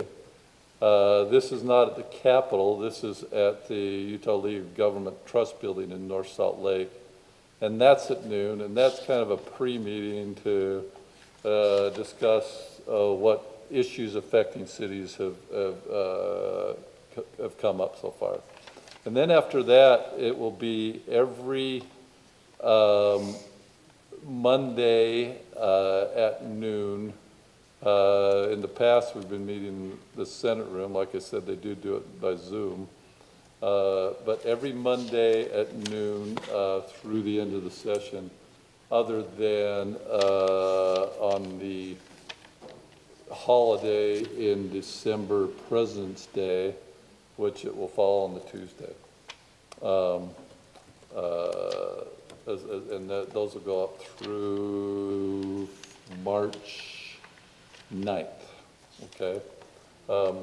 And then, and why I encourage you all to listen in if you can, is we obviously, the voting members aren't voting on bills, that's what the representatives and senators do. But we are just voting generally positions that the league is taking in regards to the whole cities and towns, what we want them to do in going to our representatives. Now, another thing it's good for as well too is helps us to see as council members what issues are coming up in the legislature which affect cities. We will come back from those sessions, or I'll send out a text or an email and say, contact one of our four or all four of our representatives to get them to vote this way on a bill. That allows you to stay up to date. Now, as it gets closer to the end of the session, things are happening daily, and as Brent and I talked last week, he had a good idea. I mean, check your, what's it called, Brent, a daily report? Is that what they call it, or? Well, Friday Facts. Friday The Facts. daily recap. And so Friday Facts daily recap. I just sent everybody an email for RSVP for the first meeting on the 12th. So you all just got that email. That's what you heard on everybody's computer. And then I'll send you another one. If you haven't signed up for news and alerts, I'll send that page to you as well. Put in your email, you'll get the Friday Facts. And then any legislative, what do they call it? Alerts? What do they call them? Call to action. So there are times during, sorry, Mayor. Call to action, that's what The call to action, so during the legislative session, there might be a bill being debated that ultimately we need to call our representatives immediately to let them know of our position on that bill.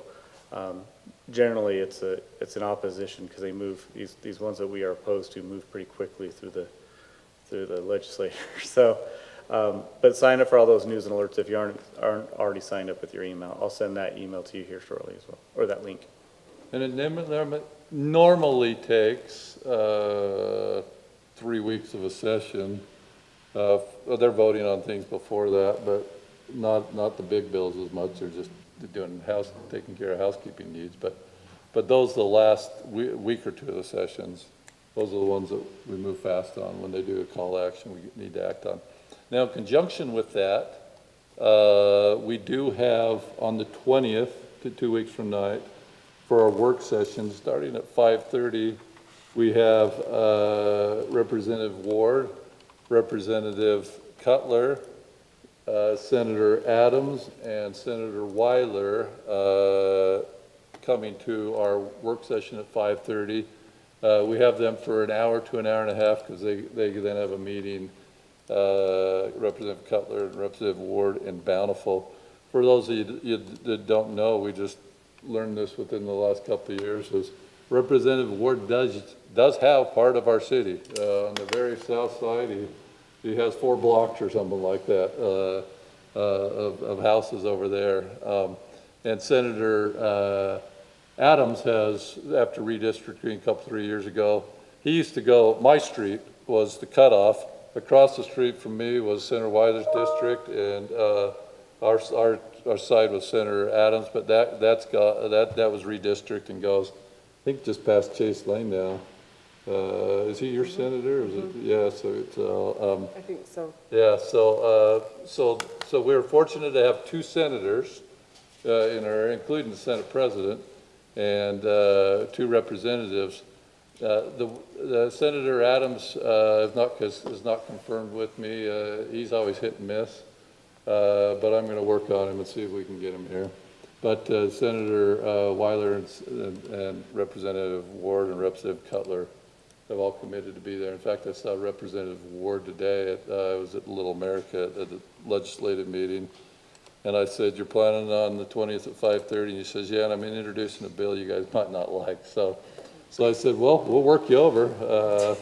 I said, "Somebody might have to replace Spencer Summerhays working you over, and one of us will, I'm sure, so, if we don't like it, so. So yeah, plan on that. And that'll be our chance to really get a feel of what's coming out. Like I said, they're ramping up. I went to a Republican representative meeting today. I got a Senate Republican meeting tomorrow. I got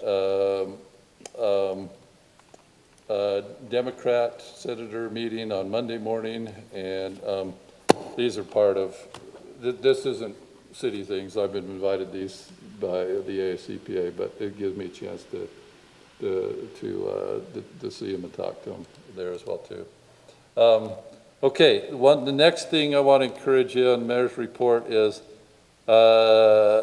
pretty soon we're going to have the general plan coming out, and I am encouraging all of us to prepare for that meeting by making sure we've all read the general plan.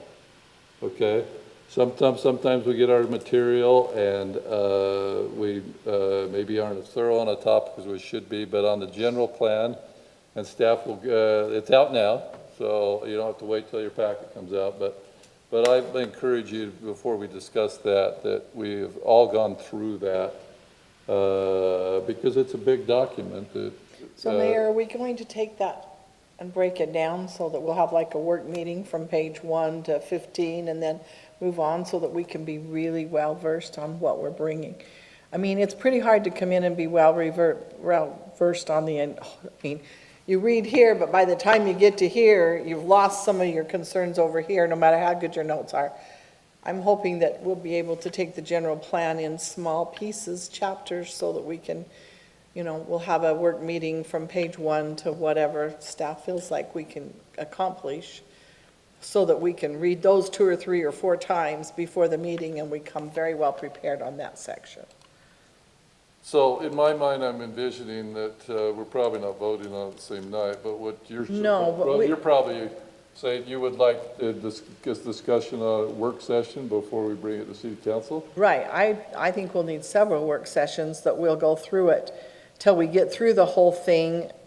And then obviously we can't vote for it in a work session, but we'll know, staff will know whether there's enough of us that they can move on or whether there needs to be changes before it's going to. Okay, can I make an assignment that you guys read it soon and you get questions to us beforehand too, to staff, on certain specifics? Absolutely, that's fine with me. Because I discussing every sentence, I've been on state central committees, and that's a process that's really difficult. But especially if we find areas that all of us are concerned about, then, by submitting that to either to me or to Mike Agate or to Brant,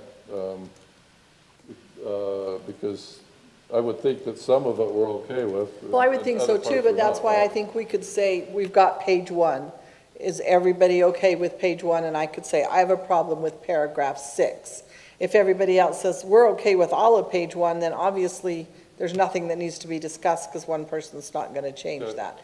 But then we would go to page 2, and then if we've got 4 people on page 2 that are problems with the paragraph 4, then we need to discuss that till we get it worked out enough. We'll never get the general plan passed another way.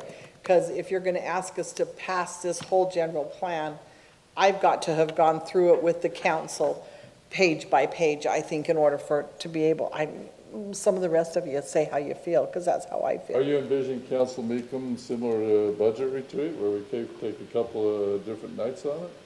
Yes. Before Either we that or a then whole bring lot it of, to a council whole lot of meeting? nights, but yeah, it's gonna take a while to get through this, I think. And I'm with Councilwoman Meekum all the way. Input from your other council members? I'm fine to break it down that way. I worry about saying very strictly, like, we're gonna do page 1 through 15 because of exactly what you just said. Maybe nobody has comments on page 6, 7, and 8, and we're gonna get a little further, so I'd hope that we could have a little flexibility on it, just in, you know, I'm sure we're not getting through the whole document in one night, but, you know, based on the number of nights you think it's gonna take, let's break it down a little bit. Rather than try to figure this out in advance where we're kind of shooting in the dark, I'd be inclined, let's have a work session, flag any major sections that we have, and then Oh, put and then together a maybe go plan. back, that's a good idea. I like that. How do you feel, Brian? But I agree that what you're saying is gonna be a lot easier to really dive into some of those, but some of the sections are interrelated a little bit, so it might be best to deal with section, I don't know what the sections are off the top of my head, but, you know, maybe 3 and 10 go together. Maybe it needs to be broken out that way. I don't know. Maybe that's something staff could. Well, I'm going to concur with Councilwoman Meekum in that we do need to take our time, be deliberate, and go through it page by page. So, Okay. how that looks, do we need some flexibility with what we may be able to accomplish in one night? Maybe, but I feel like we're definitely talking more than one night. We're talking 2 to 3, maybe more nights. So we don't want to limit ourselves on how much time it may take to get through this document, which will have lasting repercussions for our city. So I do like what Shaylen's saying, though. Could we start with a work session and, you know, kind of maybe identify where maybe some of those bigger sections are? I think we've got to start at page, I can't vote for it until we've gone through it. I can't just say, okay, I've got a problem with this section, and this section. I think as a council, we've got to go through it. I know that sounds like a lot, but this is going to last the city a long time. We paid a lot of money for I'm not it. opposed to that. I just think it might help to. I don't know how that will help, because we're still going to, as far as I'm concerned, we're still going to need to go back to page 1, see who has problems with that, move to page 2. Like I said, some nights maybe we can do 30 pages if we don't only have 2 or 3 things on those 30 pages, but other nights we may have 30 things on 1 page, and we're probably not going to get past 4 or 5 pages. So there will be pages, like Councilman Hayman saying, there will be more problem areas, but I think the only way to do it is to go through it together and see. I want to be efficient and effective. And why I bring it up is because Planning Commission, I listened to it or came to them, bless their hearts, in 4 or 5 meetings. I mean, I'd like us to be efficient with work sessions and be able to come to when it's voted on. I agree, but To that's just- what just Planning have Commission minor asked us things to left do. at that point in time. But that's what Planning Commission asked us to do. They said this needs to be broken down into chapters, and we're not going to do that. We're asking the council to do that, is what the way I understood Planning Commission to say.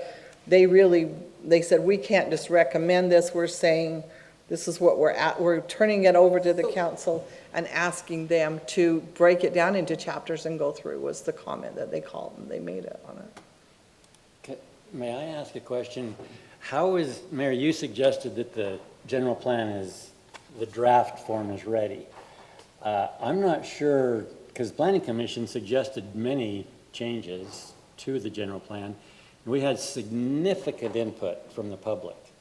And I hope each of the council members here take the time not only to read what might be the stage of a draft now from SOMAS, but that we also look closely at the extensive public input that we received on it.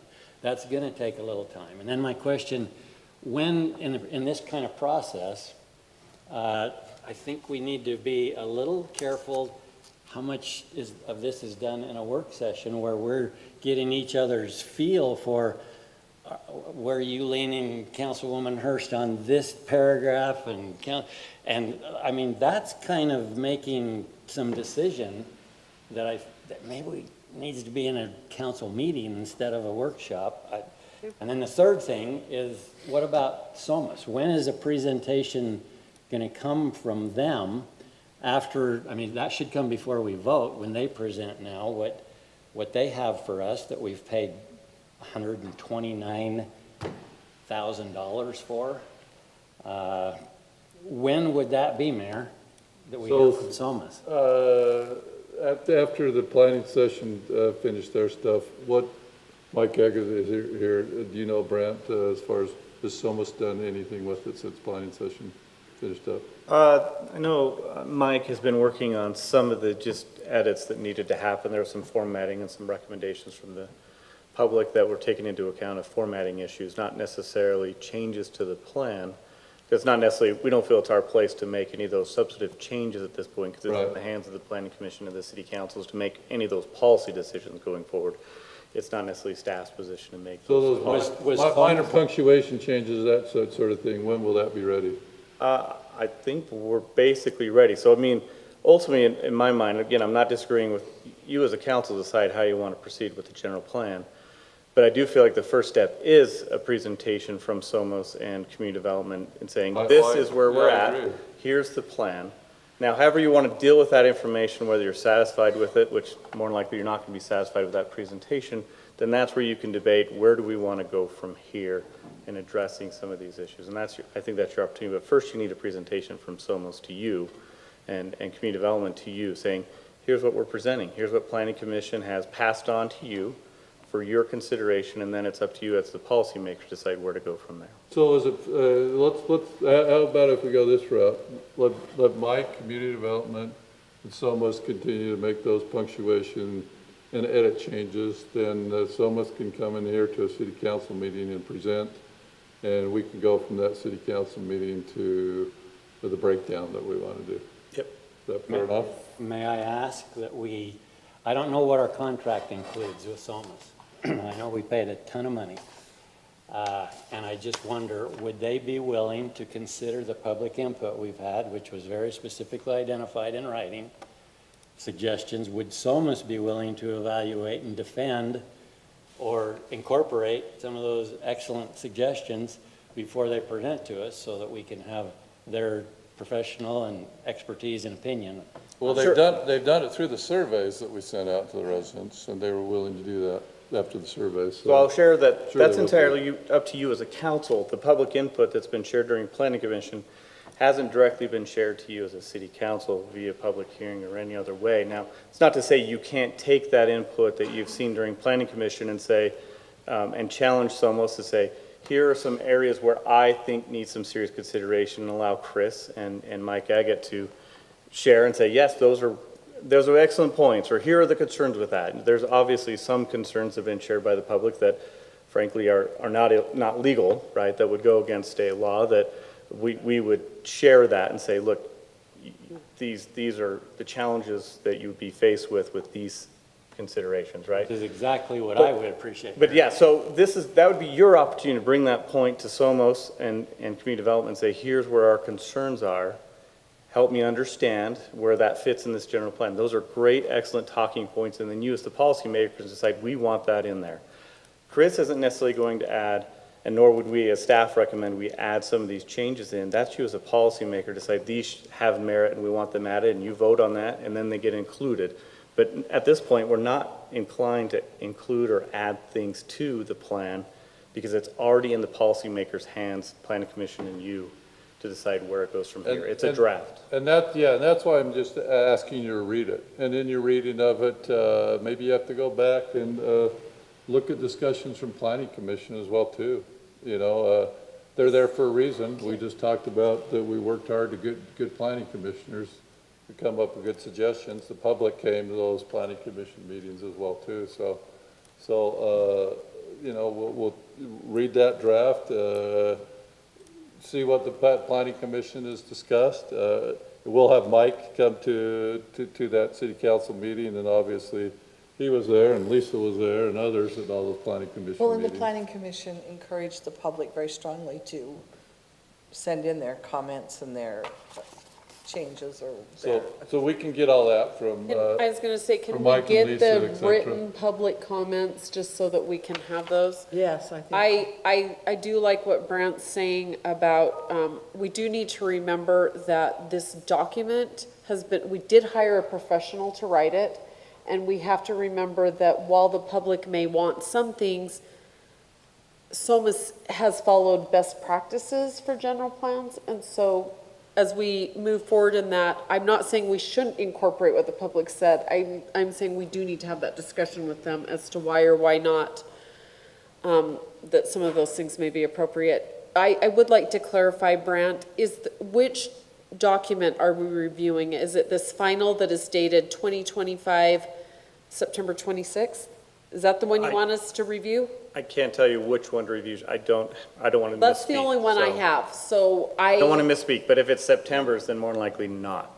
Okay, so that's the only one I That have one? in my email. Have No, we I've seen received it. something more recently than that? Which one's the updated, what dates, Anyway, Lisa has just, I seen just one want to this- make there's a sure the new one this council week. is all reviewing the same document. And This the only week. one I have in my Right. email is the This says 9/26. 11/26/25. Okay, 11/26. can we get that sent to us? Wait, let's see, here, wait, second proposal. and Brandon and I have not discussed yet when we're putting it on the agenda, but I was just encouraging you all, because of how important it is, to get to reading it if you haven't. It doesn't matter whether it's 11/26, the current version would be greater than 9/26. We've actually had it way before that. Right, and I've got So- one, but if there's a newer one that you. Yeah, let's talk Yeah. I'd like a hard copy of that, because and have I'd him like to send write all out over it. whatever is the most recent. Okay, So everybody's reading the same Right, I was draft gonna say, because- we do need to all be reading the same thing. Yeah. So, but like I said, I personally would like a hard copy if that's okay. and I would really like any public comment that was received by the planning commission that is in written form. Yes. That, if you can just. So what we did with each planning commission meeting, because they continued the hearing, for that meeting, whatever public comment had come so far, it's attached to Oh, that perfect. meeting. Okay, okay. And then the next one, I think he aggregated them, and so all the public comment is there, so it should all be there, but also it should be part of the record coming to the city council. All of that, number one, because we would bring that to you, but number two, the planning commission specifically wants the city council to see all of that public comment. So we've spent a significant amount of time for going pretty far afield on the general plan and going to Jennifer's training. We haven't noticed on our agenda that we were going to have a very in-depth discussion about general plan. But I'm not concerned about that because we haven't discussed specifics in the plan. Yeah, I know, We've just discussed the procedure of what we're gonna do. We haven't discussed, what zoning's gonna be or what parks are gonna look like. We're just looking, to give me some feel, rather than Brent and I deciding in our weekly meeting together, I'm giving you an opportunity to say, but if any of you had gone down the road of starting to discuss specifics on it, then we're breaking Right.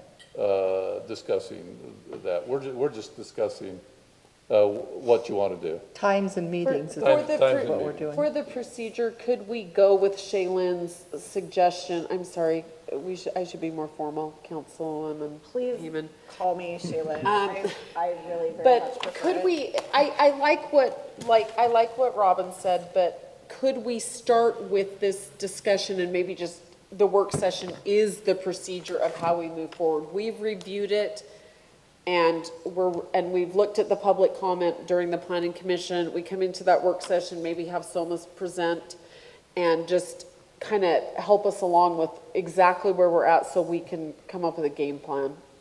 So that when we do put this out in a public meeting, which absolutely should be before the public to discuss as we do, and I'm fine with going page by page that way, but at least we've kind of come up with a game plan so the public can follow along easily and, because they're gonna get fatigued.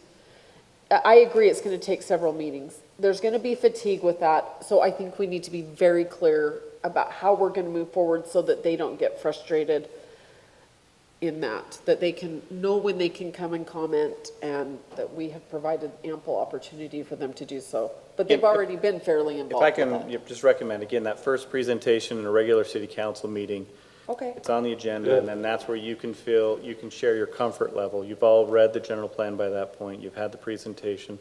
There might be an opportunity for you to ask some questions even during that time with Chris.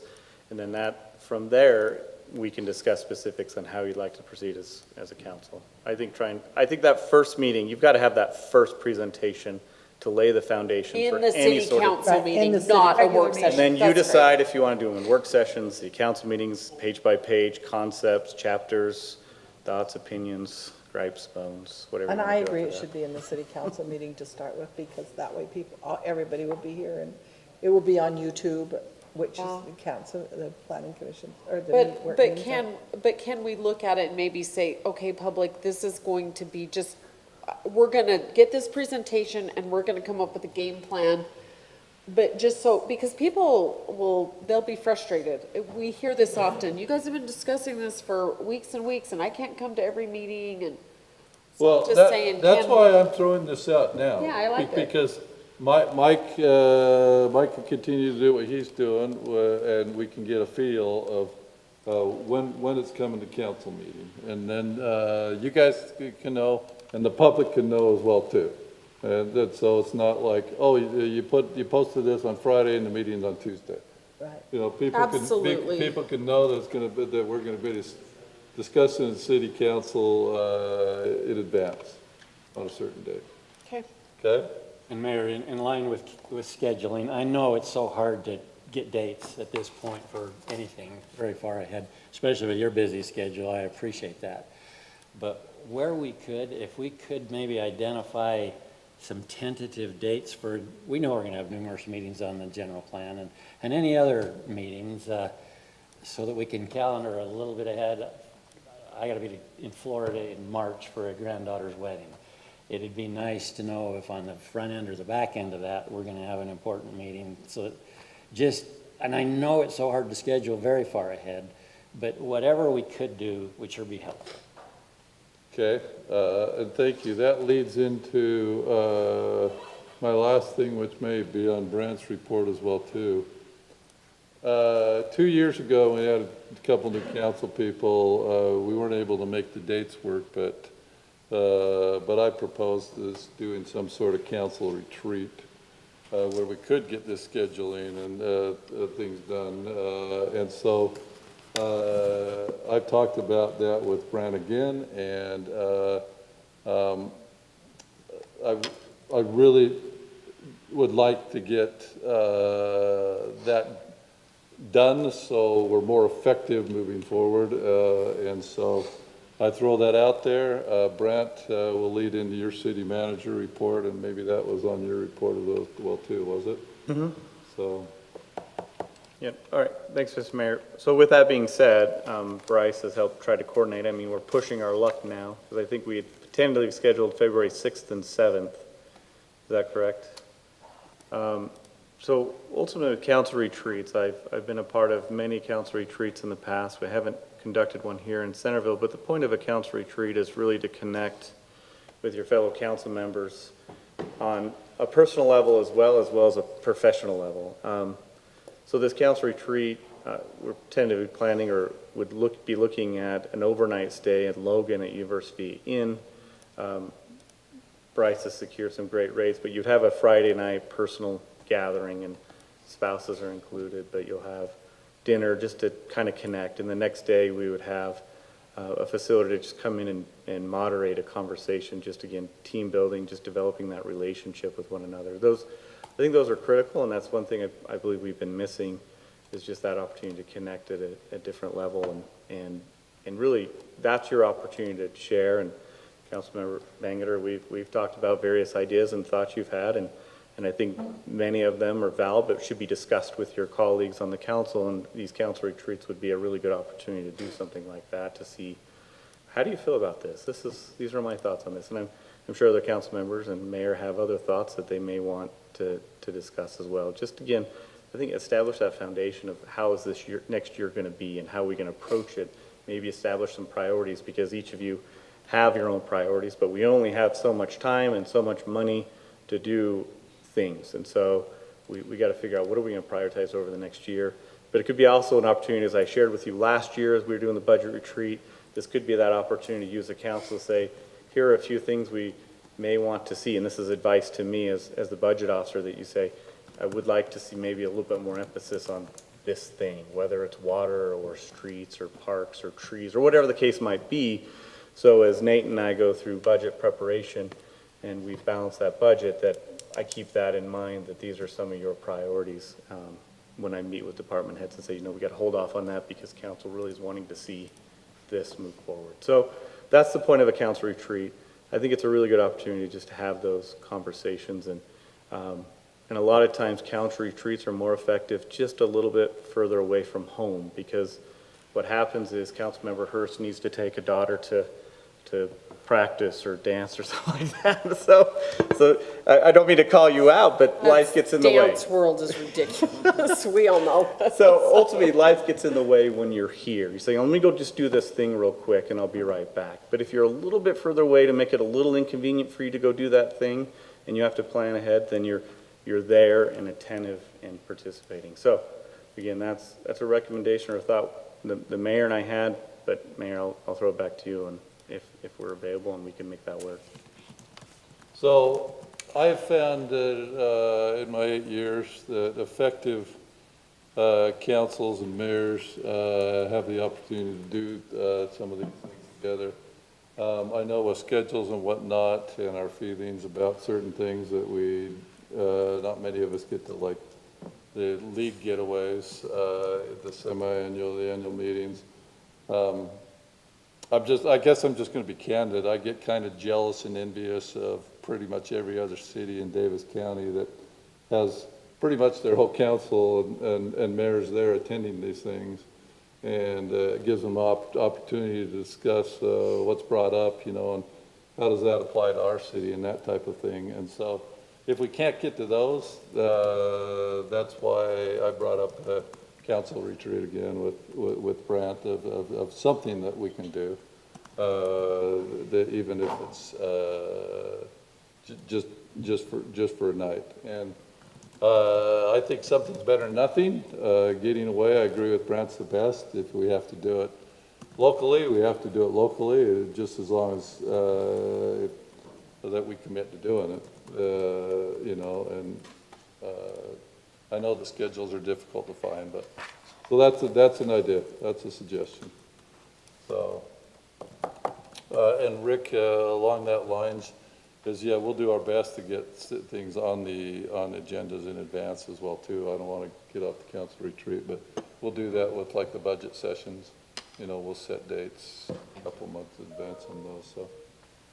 So Based on the fact that he has a pretty significant event that he's not going to be missing, and those budget retreats typically happen in March, maybe we need to get those on the calendar sooner than later so that he can, weigh in and not be stressed that he's missing a city event. I'm going to just go out on a limb here. He should not miss his granddaughter's wedding. So. I'll second that. I guess I'm the party pooper. I'd rather have a local where I feel like sometimes people think the council goes away and does secret things behind closed doors.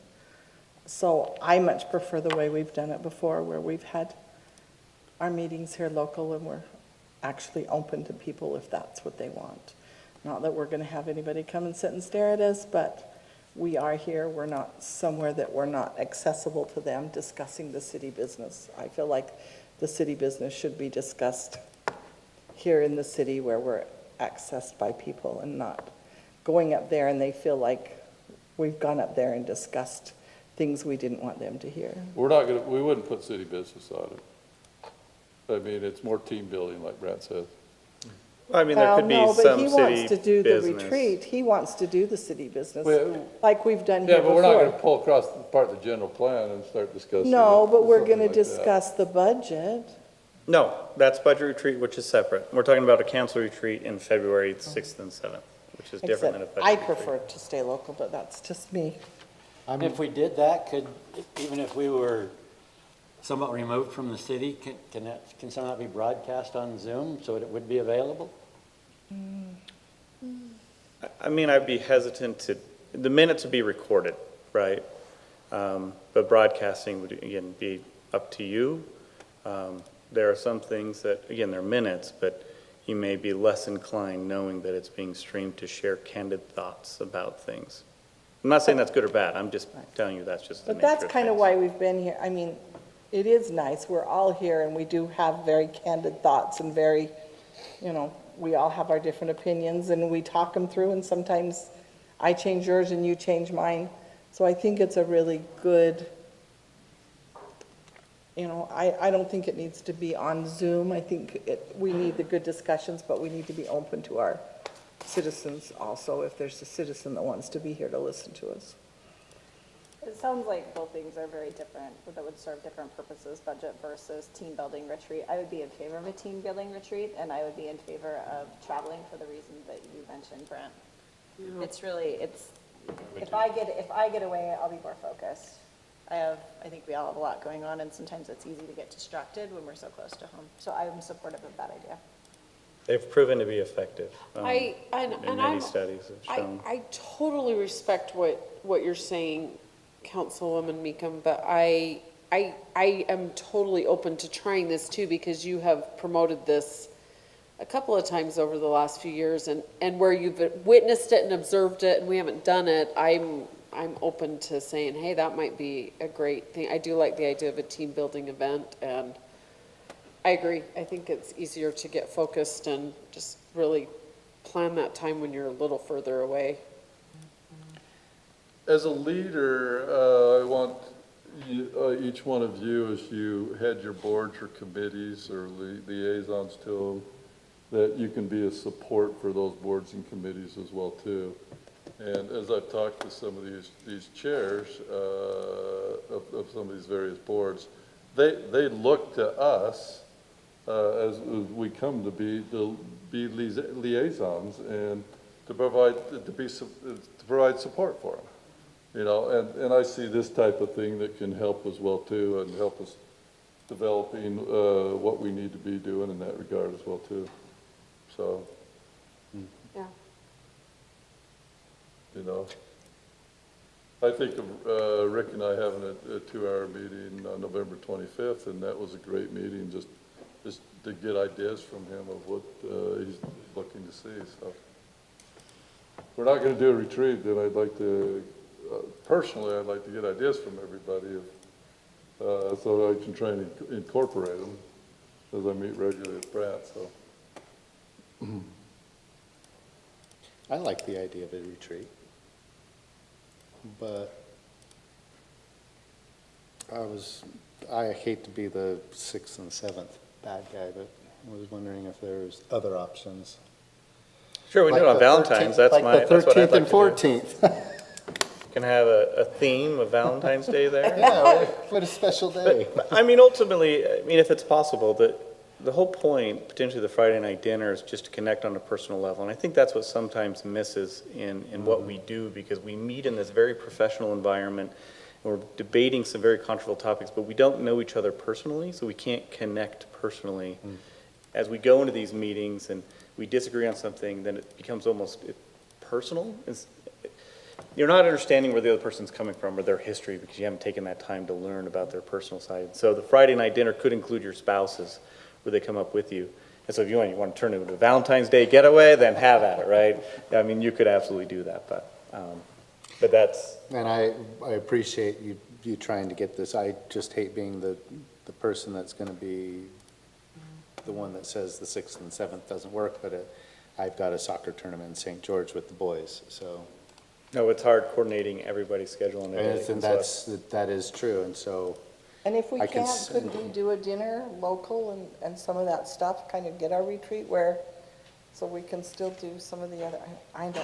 Let the mayor, if we could just have a chat, and maybe we'll just touch base again and reconnect based on this Yeah, and I conversation. I apologize, I only brought it to you about that. Both Brent and I forgot on the 18th of December. And the holidays came, so, I realize with schedules, that maybe, like Brent says, talk it out, and yeah, maybe we have to do dinner local, But- And then I might have Jennifer send out a doodle poll or something like that, just to get some. That'd be great.